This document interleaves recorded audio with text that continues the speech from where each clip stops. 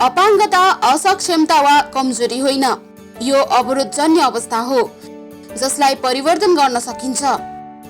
अपाङ्गता भएकै आधारमा कसैलाई मानव अधिकार, सेवा सुविधा र अवसरहरूमा विभेद गर्न पाइँदैन।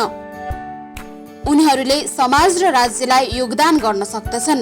अपाङ्गता अधिकार प्रवर्धनका लागि हाम्रो आवाज हाम्रो अभियान।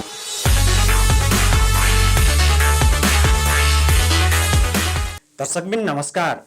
कार्यक्रम हाम्रो आवाज हाम्रो अभियानमा यहाँलाई हार्दिक स्वागत छ। महिला बालबालिका तथा समाज कल्याण मन्त्रालय र राष्ट्रिय अपाङ्ग महासङ्घ नेपालको सहकार्यमा निर्माण गरिएको यस कार्यक्रममा हामीले अपाङ्गताका विभिन्न सवालमा चर्चा गर्नेछौँ। आजको अङ्कमा हामीले अटिजमका बारेमा चर्चा गर्न गइरहेका छौँ।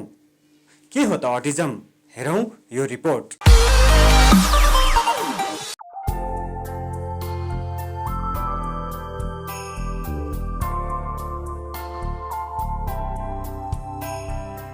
अटिजमलाई चाहिँ एएसडी भन्छौँ, अटिजम स्पेक्ट्रम डिसअर्डर। त्यो भनेको चाहिँ सबैजना अटिजम भएको बच्चाहरू चाहिँ एकदम विभिन्न थरीको हुन्छ। मुख्य गरेर हामीले देखेको चाहिँ सुरुमा आउँदाखेरि बच्चाहरू एक ठाउँमा नबस्ने, भनेको कुराहरू फलो नगर्ने, आफूलाई चाहिएको कुराहरू व्यक्त गर्न नसक्ने, आई कन्ट्याक्ट नहुने, त्यस्तोहरू देख्छौँ। र यही सानो सानो कुरामा चाहिँ ट्रेनिङमा आउँदा आउँदै सुधार गर्दै जान्छन्। सुरुमा आफ्नो बच्चामा अटिजम भएको केही लक्षणहरू त्यस्तो देख्नुभयो भने चाहिँ सुरुमा बच्चालाई कुनै बाल विशेषज्ञका लगेर उसलाई अटिजम छ छैन भन्ने कुराको चाहिँ डायग्नोसिस गर्नुपर्ने हुन्छ। र यदि अटिजम डायग्नोस भयो भने नजिकैको कुनै अटिजम सम्बन्धी परामर्श दिने संस्था अथवा अटिजम केयर नेपाल सोसाइटीमा चाहिँ सम्पर्क राख्नुपर्ने हुन्छ।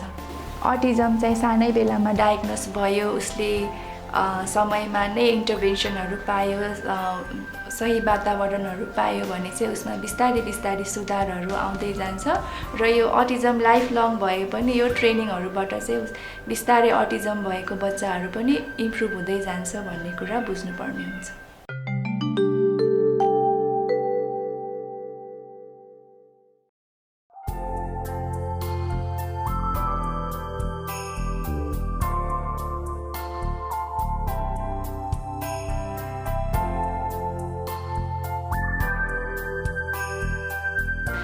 यो पेरेन्ट एन्ड चाइल्ड ट्रेनिङ हामीले चाहिँ 2009 देखि नै सुरु गरेको र अहिलेसम्म आउँदा हामीले 23rd ब्याच चाहिँ कम्प्लिट गरिसक्यौँ। र सबै ट्रेनिङमा हामी 5 to 8 पेरेन्ट्स र बच्चालाई इनरोल गराउँछौँ।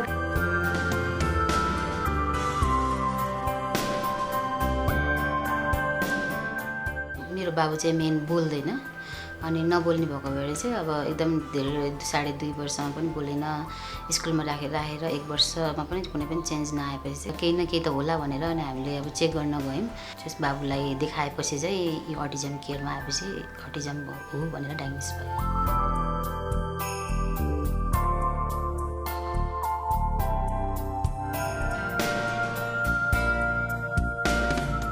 यो ट्रेनिङको मुख्य उद्देश्य चाहिँ जब अटिजम डायग्नोस भएर आउँछ बच्चाहरू, अटिजमको बारेमा अभिभावकले चाहिँ धेरै बुझ्नुपर्ने हुन्छ। किनभने अटिजममा चाहिँ भिन्दै खालको व्यवहारहरू हुन्छ, उनीहरूलाई कम्युनिकेसन गर्न गाह्रो भइरहेको हुन्छ, सोसियलाइजेसनमा गाह्रो भइरहेको हुन्छ। त्यो प्रब्लमहरूलाई हामी कसरी ओभरकम गर्न सक्छौँ, कसरी सिकाउन सक्छौँ, त्यो चाहिँ ट्रेनिङ पिरियडमा सिक्ने भएकोले र त्यो 10 to 12 विक्सको त ट्रेनिङ मात्र हो, त्यसमा सिकेको कुराहरू त लाइफ लङ युज हुने कुराहरू हो।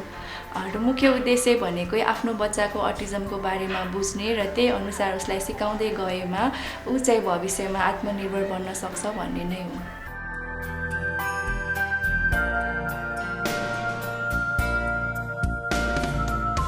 अटिजम भएका भाइ बहिनीहरू चाहिँ भिजुअल लर्नर्स हुन्। उनीहरूले बोलेको भन्दा हेरेर बढी राम्ररी सिक्छन्।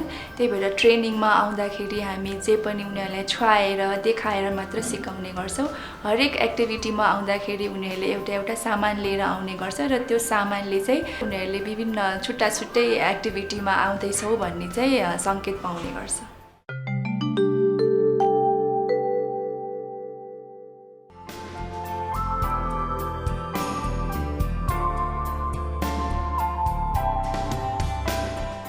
सुरुमा आउँदाखेरि कम्प्लेन के हुन्छ पेरेन्ट्सको भन्दाखेरि चाहिँ मेरो बच्चाले मोबाइल हेरेर मात्रै खान्छ खाना, मेरो बच्चाले सबै थरीको खानेकुरा खाँदैन, टिभी हेरेर मात्रै खान्छ भन्ने कम्प्लेन हुन्छ र त्यो कम्प्लेनलाई ओभरकम चाहिँ हामी टिफिन टाइममा गर्न सक्छौँ। टिफिन टाइममा उनीहरूले एक ठाउँमा बसेर खान, विदाउट मोबाइल नै खान सिक्ने र विभिन्न भेराइटीको खानेकुराहरू खान सिक्ने, अनि आफ्नो खाना चाहिँ सकाउनु पर्ने, त्यस्तो कुराहरू चाहिँ उनीहरूले टिफिन टाइममा सिक्छन्।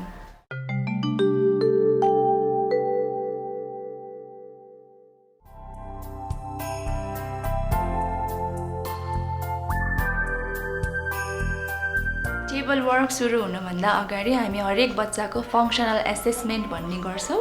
त्यो भनेको चाहिँ अब उसको फङ्सनहरू अहिलेसम्म आउँदाखेरि के छ, उसले के कामहरू गर्न सक्छ भन्ने कुराको एसेसमेन्ट गरेर अब उसलाई के सिकाउन जरुरी छ भनेर हामी एउटा आइइपी भन्छौँ, इन्डिभिजुअल एजुकेसन प्लान हरेक बच्चाको फरक बनाइदिन्छौँ र त्यही आइइपी अनुसार उनीहरूको टेबल वर्क अगाडि बढ्दै जान्छ।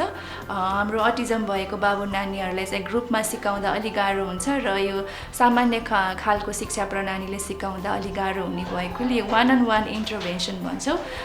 त्यसमा हामी बेस लाइनमा सिकाउनु पर्दाखेरि सुरुमा हामी यो नक्कल गर्ने, इमिटेसन गर्ने स्किलहरू सिकाउँछौँ। त्यस्तै रिसेप्टिभ लेभल भन्छौँ, इन्स्ट्रक्सन दिएको फलो गर्न सिकाउँछौँ। त्यस्तै म्याचिङ, सर्टिङ गर्न चाहिँ सिकाउँदै यिनीहरू चाहिँ एकदम बेस लाइनको एक्टिभिटीहरू हो। यही म्याचिङ, सर्टिङ, इमिटेसन सिक्दै जाँदा उनीहरूले ठुलो भएपछि एकाडेमिक्सहरू पनि बिस्तारै सिक्दै जान्छन्।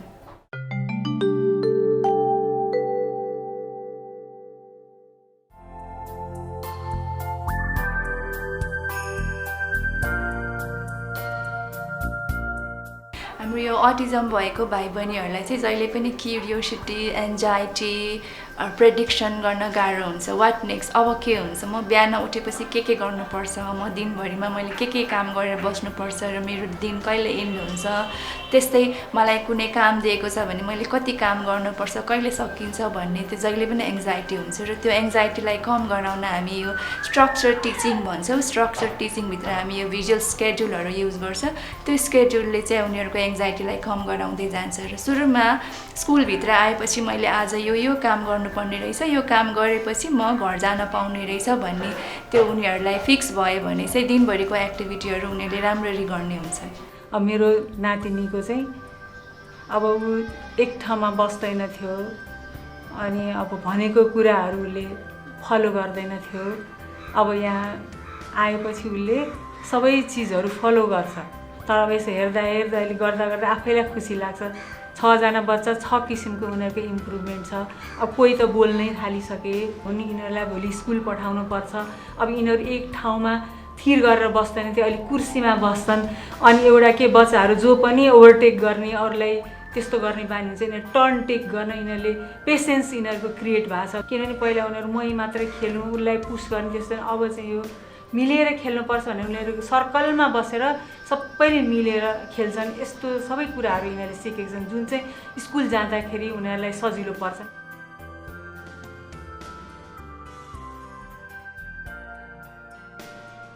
त्यो 2.5 महिनामा चाहिँ पेरेन्ट्स र बच्चामा जुन चेन्जेसहरू आउँछ, जुन एक्सेप्टेन्सको लेभलहरू बढ्दै जान्छ, त्यो लास्ट डेमा चाहिँ ह्याप्पी पेरेन्ट्स र ह्याप्पी चिल्ड्रेनको त्यो फेस देखेर चाहिँ आफूलाई नै एकदमै धेरै आनन्दित लाग्छ।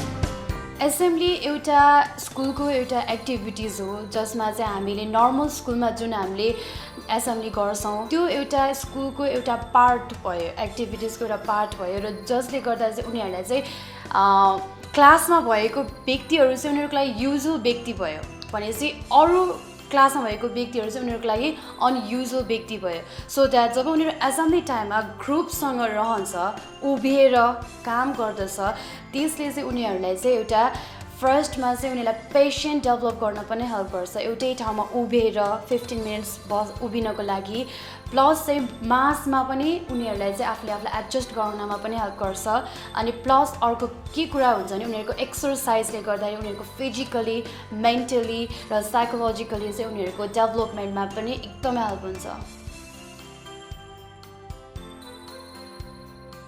यस अटिजम केयर नेपाल सोसाइटीमा चाहिँ 3वटा क्लासहरू डिभाइड गरिएको छ रेड येलो अनि ब्लू जसमा चाहिँ अटिजम भएका भाइ बहिनीहरूको स्किल अनि उनीहरूको एबिलिटी र एज अनुसार चाहिँ डिभाइड गरिएको छ क्लासमा जति पनि एक्टिभिटिजहरू चाहिँ हाम्रो नानीहरूको इम्प्रुभमेन्ट र उनीहरूको सेल्फ डेभलपमेन्ट प्लस उनीहरूलाई चाहिँ डेली लाइफमा कसरी इन्डिपेन्डेन्टली जिउने भन्ने कुरासँग आधार मानेर चाहिँ हरेक कार्यहरू हरेक एक्टिभिटिजहरू चाहिँ गर्ने गरिन्छ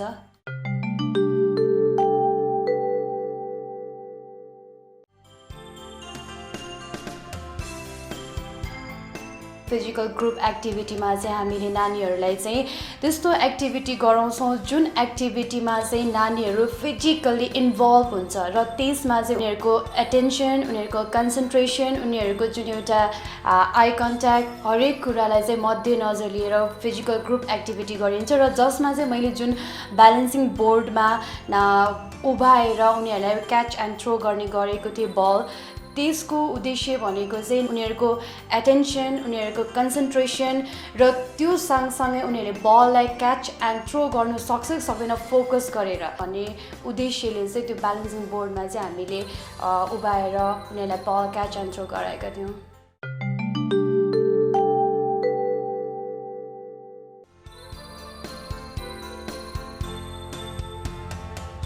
अटिजम भएका भाइ बहिनीहरूलाई daily living life skills develop गराउन हामीले चाहिँ यो अकुपेसनल थेरापीमा फोकस गर्छौँ जस्तै कि अटिजम भएका भाइ बहिनी मिड लाइन क्रस गर्न सक्दैन यसरी यताबाट यसरी लिने हो त्यस्तो गर्न सिकाउने क्याच थ्रो गराएर हुन्छ कि जस्तै इक्जाम्पल लेस लाउने अनि बिडिङ गर्न जस्तो माला उन्न सिकाउने धागोमा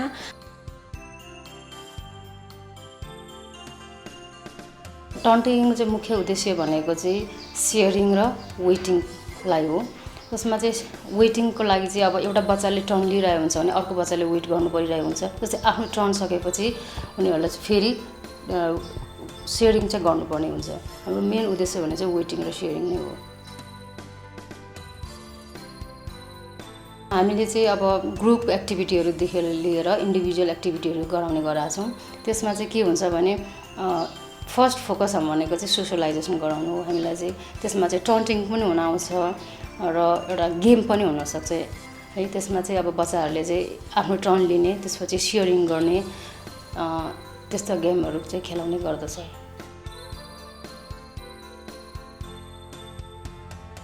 प्रिटेन्ड प्ले भनेको चाहिँ हाम्रो बच्चाहरूले चाहिँ इमेजिनेसन गर्न नसक्ने भएकोले उनीहरूलाई चाहिँ नक्कलद्वारा प्रिटेन्ड प्ले को नक्कलद्वारा चाहिँ उनीहरूलाई चाहिँ सिकाउने गर्दछौँ यो गर्यो भने चाहिँ उनीहरूले चाहिँ पछि रियल लाइफमा चाहिँ उनीहरूले यो कुराहरू सिक्दै जान्छ अनि पछि गएर चाहिँ यसरी गर्नुपर्दो रहेछ भनेर चाहिँ उनीहरूले चाहिँ उनीहरूको लाइफमा चाहिँ लागू गर्ने गर्दछ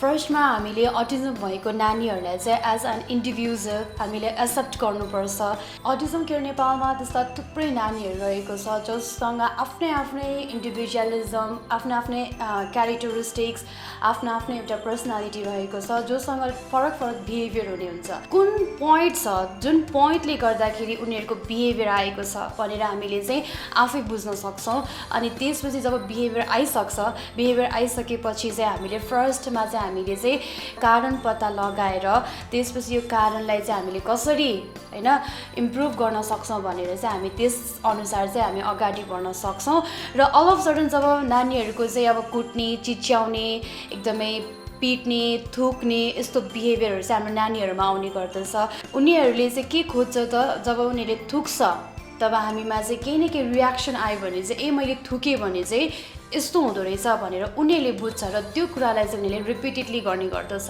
त्यसै कारणले गर्दाखेरि जब यस्ता बिहेभियरहरू आउने गर्दछ तब हामीले चाहिँ उनीहरूलाई इग्नोर गर्यो भने एकदमै बेस्ट हुन्छ। र फर डिटेल्सको लागि चाहिँ अटिजम केयर नेपालमा गएर यसको बारेमा चाहिँ बुझ्न सकिन्छ।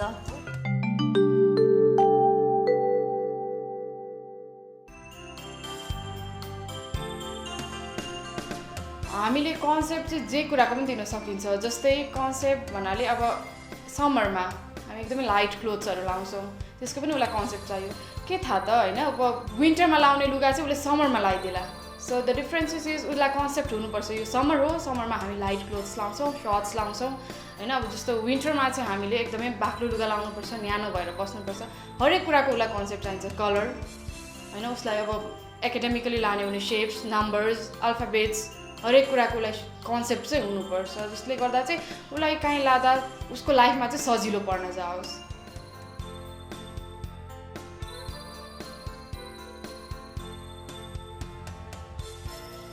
PECS को फुल फर्म भन्नाले चाहिँ picture exchange and communication system हो।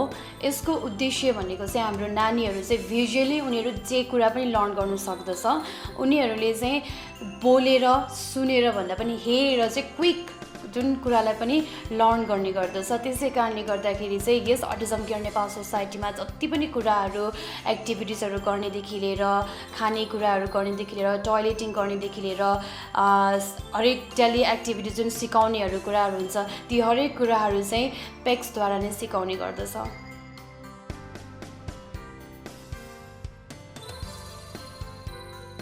एकाडेमिक क्लासमा चाहिँ कसरी हामी स्टार्टअप गर्छौँ भन्दा चाहिँ सिम्पल एउटा डटबाट 2 डट्स जस्ट जोइन, त्यो बिस्तारै बिस्तारै बढ्दै गएपछि हामी अल्फाबेट्सहरू त्यसरी नै ग्रेजुअल इम्प्रुभमेन्ट हुँदै जान्छ। उसले इन्डिपेन्डेन्टली सेप्स कुन हो, सेप्सको नाम लेख्न सक्छ, एडिसन एकदम मजाले गर्न सक्छ। त्यो चाहिँ ग्रेजुअली इम्प्रुभ गर्दै लानुपर्ने हुन्छ। तर त्यो हेर्दाखेरि चाहिँ सबैलाई एउटै लागु हुन्छ भन्ने छैन। बच्चा हेरेर उसको फङ्सन कतिको छ त्यो हेरेर चाहिँ उसको इम्प्रुभमेन्ट गर्दै लानुपर्ने हुन्छ।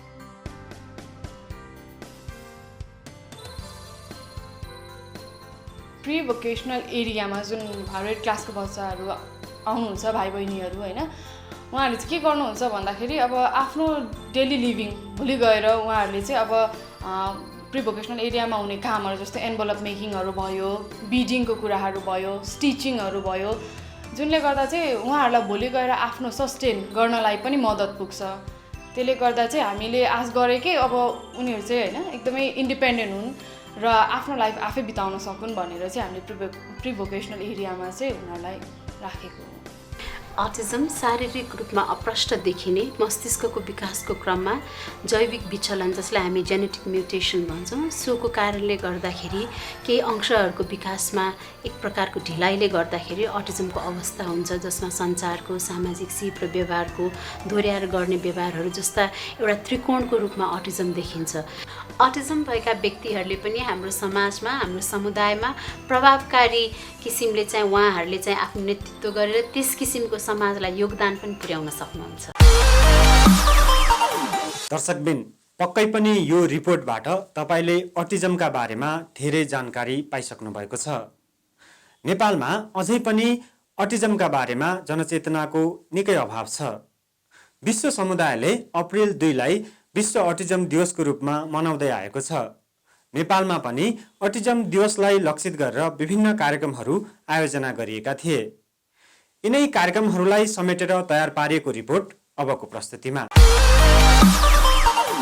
अटिजमको अवस्थालाई समयमै डायग्नोसिस गर्न सकियो भने जीवनलाई केही सामान्य बनाउन सकिँदो रहेछ।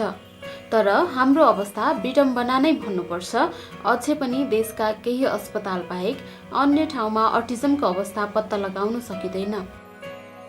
जनचेतनाको कमीका कारण यस्तो अवस्था सृजना भएको हो र यही कुरालाई मनन गरी विश्व समुदायले नै अप्रिल 2 तारिखलाई विश्व अटिजम दिवसको रूपमा मनाउँदै आएको छ। यसैबीच नेपालमा पनि विश्व अटिजम दिवस विभिन्न कार्यक्रम गरी मनाएको छ। अटिजम केयर नेपाल सोसाइटीको आयोजनामा जनचेतनामूलक र्याली गरिएको छ, जुन काठमाडौँको दरबार मार्गबाट सोसाइटीको कार्यालय बालुवाटारसम्म गरिएको थियो।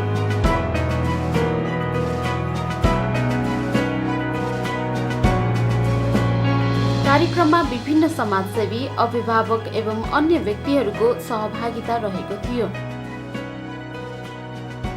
यसैगरी अटिजम भएका बालबालिकाहरूका बीचमा चित्रकला प्रदर्शनी समेत गरिएको थियो।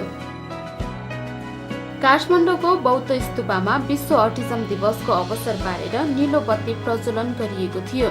साथै अटिजम भएका बालबालिकाहरूको सांस्कृतिक कार्यक्रम समेत आयोजना गरिएको थियो।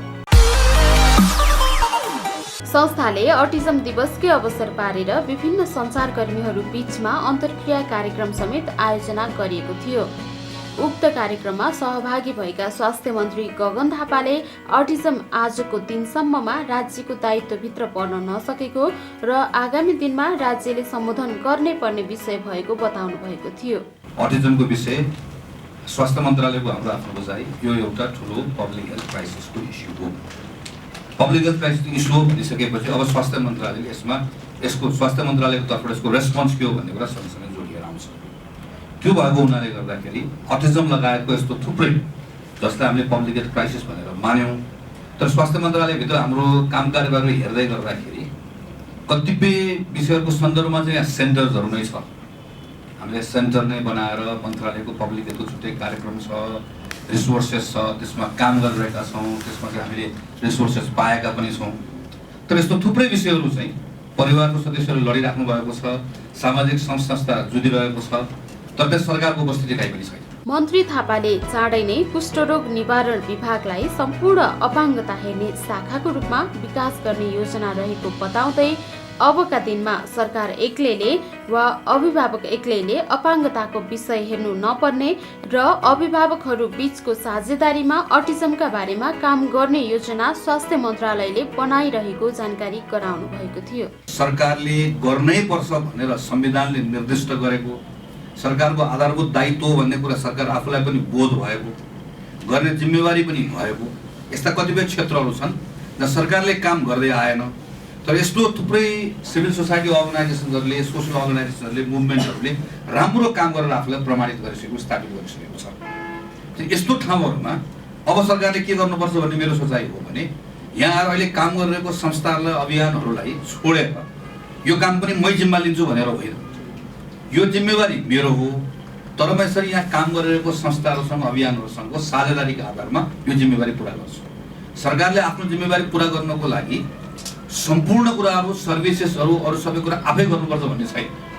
जसमा इफिसियन्टली अरूले गरिसकेको छ, प्रमाणित गरिसकेको छ, यो ठाउँमा चाहिँ अब हामीले अगाडि बढ्न खोजेको कुरा भनेको चाहिँ पार्टनरसिप।